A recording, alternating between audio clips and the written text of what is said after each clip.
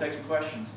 Okay, thanks very much. Well, it's a real honor to be here at the final site. I'm extremely proud of our guys who have persevered through a lot of ups and downs, especially proud of the senior class who their high school graduation was canceled because of COVID, and their entire first year at Columbia was virtual, so they were not even on campus, and they've kept on going and stuck with the program, kept improving, and focused on development. And we're really proud and honored to be here.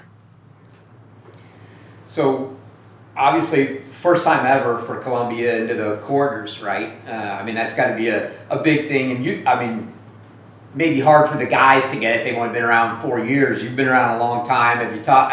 And Bid, I'm sure, couldn't be happier for what's going on. Have you had talks there, and how's that just sort of extracurricular been around the whole thing of getting the Lions to the first quarterfinal? Yes. I actually spoke with Bid the day we left for Stillwater, and he's really proud and happy. I came back to work with Bid in 2010, and you're absolutely right. We were able to make the Sweet 16 in 2014, 2015, 18, and 19, but never made it past there. So this was the first time that we were able to get to the Final 8, and now I guess since 2019 it's only 8 in the final site. So I think it's a great step for our program, for our guys. They've been working hard for a long time, and it's nice to get tangible results like this. Talk about the last two matches in particular, right? You host Michigan, you get stuck at the end of the match is virtually over, don't even know which way it's going, 3-2, yes. And all of a sudden rain delay, and what happens in that rain delay with you and the guys, and what are you going? Is it just loose, or are you going over game plans with the two guys left on court of how we're going to win this thing, or what's going on? Yes, that's true. We played against Michigan, and we got to host, like you said, regionals for the first time. I think 4 times we've hosted regionals, but the first time at our own facility because we never had outdoor courts until this year. So second round against Michigan, really close match. We were up 3-2 in the dual match.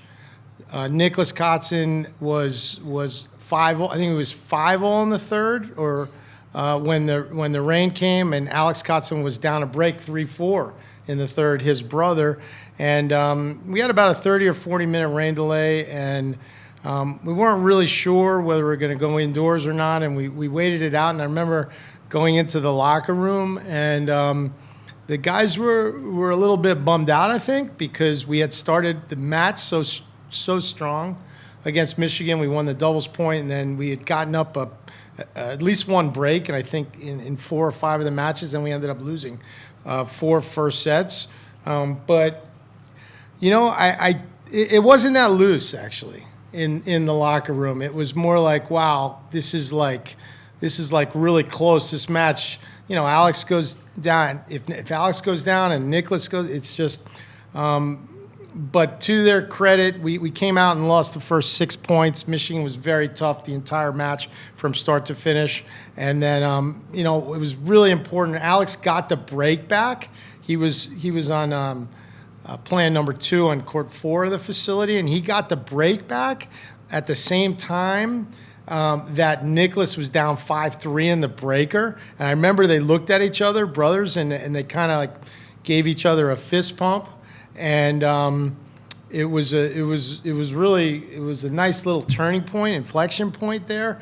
Nicholas ended up winning the last 4 points of his breaker, and I think Alex was unfinished.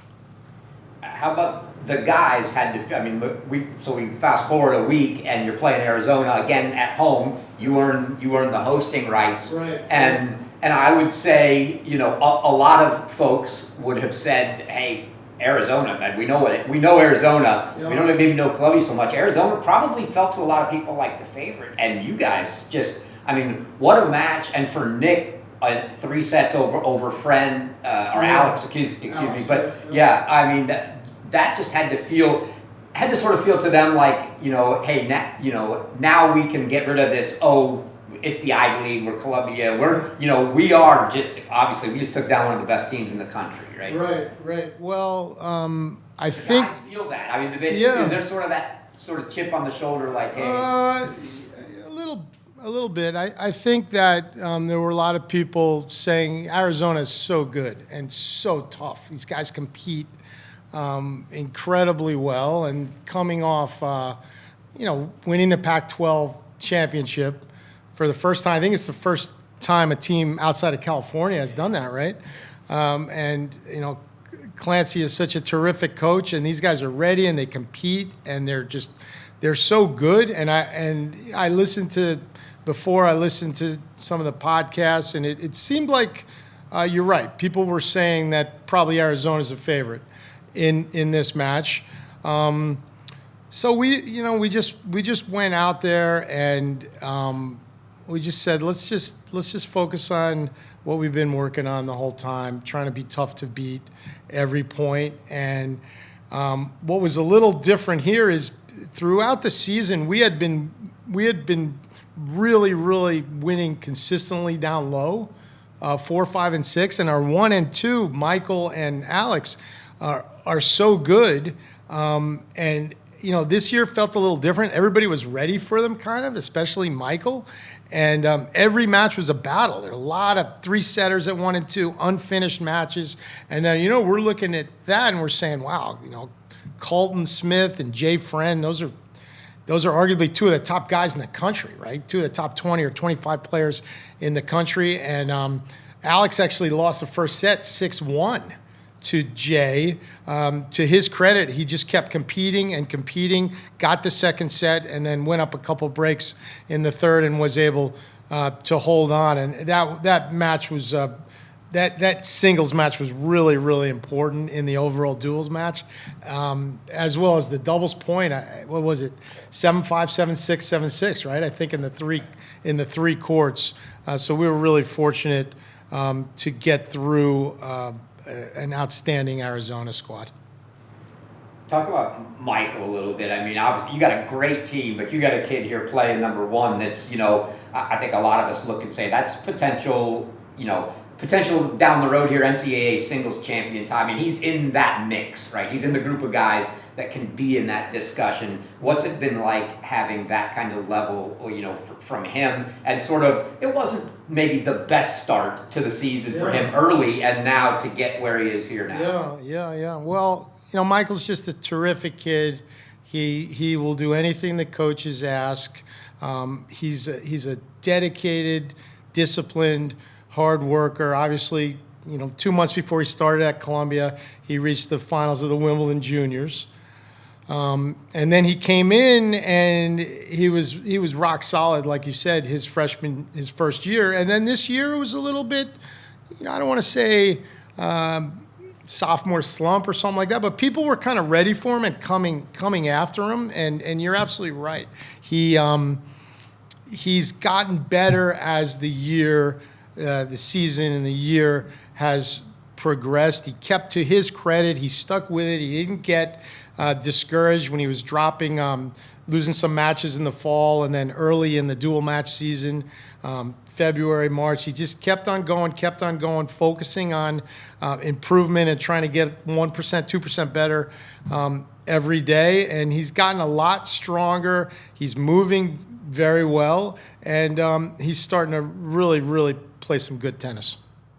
How'd the guys practice today? How'd they like the courts? Obviously, you do now have some beautiful outdoor courts at the Milstein Tennis Center, so you get to play at home outdoors. But how did it compare to here? I'm hearing a lot of the coaches say, "Wow, the ball bounces high." The players are saying, "Ball bounces." How'd they? How'd that go? The guys get another practice in this evening? We did. We just finished. We just finished another practice, and the guys liked the courts. They said the same thing. The ball was bouncing kind of high. It was a little bit, we practiced pretty early this morning. It was a little bit windy, and And our place is kind of windy. Our place is 50 feet up, right? It's on the roof of the Milstein Center, like you said. But it's a beautiful facility. We've played here before. We played Kickoff Classic here in, I want to say 2017. And that was indoors. So we had seen the outdoor facility, which is absolutely magnificent. And yeah, the guys enjoyed it. The guys enjoy being out here in the the Oklahoma air and climate. And the graduation was today, and the seniors missed they've missed their high school and university graduation, but they really wanted to be in Stillwater. Yeah, I heard some of the guys, I think Ruger in particular, walking out looking. They were all on their phones looking at their grades that they just got them, and he couldn't be more pumped. He's like, I got a 4.0 first time. So I heard him saying that. Henry, grades were released today. Today was class day, graduation, and they were talking about it. And yeah, Henry in particular, he's one of those seniors who I was thinking about it. I think the last time he's been to a graduation ceremony was 8th grade. But I'm really proud of him. I'm proud of all the seniors, Alex and Theo and Ishan. These guys have been just model citizens. They've done everything we've asked for. And it's been a rocky road. We started off with COVID, and they kind of ended with a lot of different things going on campus, and our guys just kept persevering and being disciplined and being tough and focusing on the task at hand, and I'm extremely proud of them.